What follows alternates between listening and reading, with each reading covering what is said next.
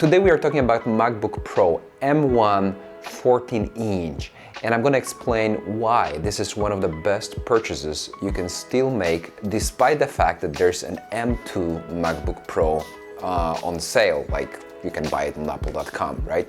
So here are the main reasons. Reason number one is that really build quality of this machine is amazing.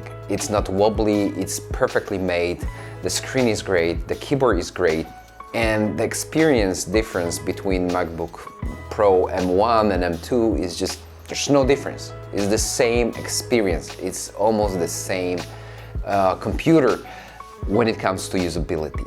However, there's a big difference between MacBook Pro and MacBook Air, which I was talking about on my channel in a previous recording.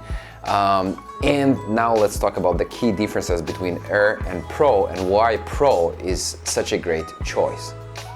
One of the key features I really appreciate on MacBook Pro 14 is connectivity.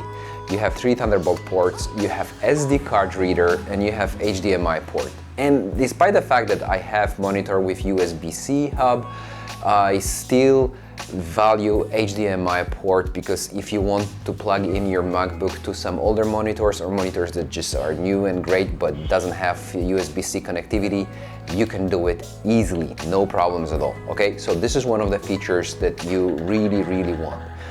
And talking about SD card reader, I'm a photographer, videographer, and daily I transfer a lot of files. So having SD card reader, no need to take dongles, is an amazing thing.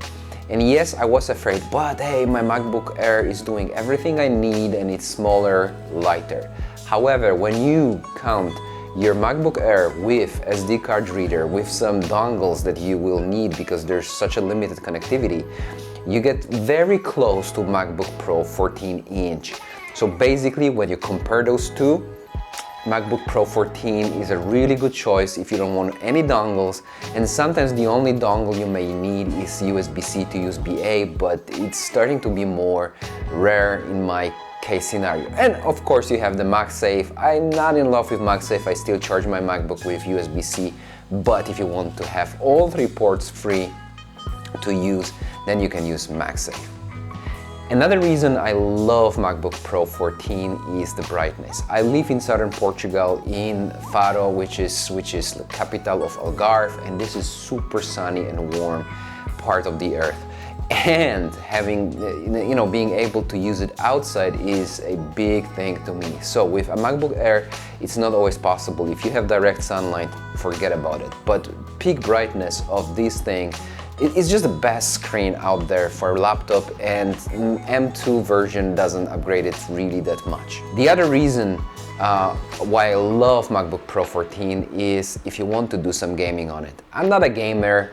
I game sometimes casually, some racing games and this kind of stuff, but if you want to use it for some gaming, in the long run you can keep those FPS running at a high speeds, 60 FPS plus at AAA games, and this thing is silent.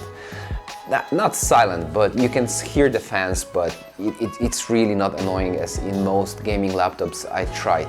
So basically having this ability to play games on it and having the fan built in opposite to MacBook Air, for example, gives me this extra performance boost in the long run. To sum up, I love this MacBook, and as you see, I didn't mention the performance boost because honestly, MacBook Air, performance-wise, for what I do I feel like it's completely enough.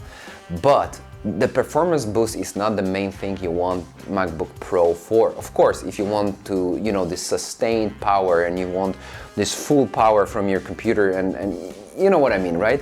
So then you may consider MacBook Pro as your upgrade. But those are not the most important things to me. The most important things is screen, connectivity, build quality, being possible to use it, being able to use it anywhere. I'm traveling to I don't know, some desert place. I can use it for photo and video editing. I can do gaming on it. I can plug it into like a TV in my hotel room and just watch some movies, my favorite movies, and I don't have to care if there's a dongle or smart TV or whatever. I can just watch it. You know, so these are the great features of MacBook Pro, and the most important I left for the end, it's price. It's cheaper than M2. You can buy it refurbished, basically directly from Apple with Apple Care, or if you don't care about Apple Care, you can buy it from Amazon refurbished, or you can buy it used from, I don't know, Craigslist, Gumtree, or whatever service you like there. So those are the main reasons I would choose MacBook Pro 14 M1 over M2 and over MacBook Air. If you find any other reasons, or if you're planning to buy MacBook Pro, please don't forget to write comments below, and I see you guys in the next one.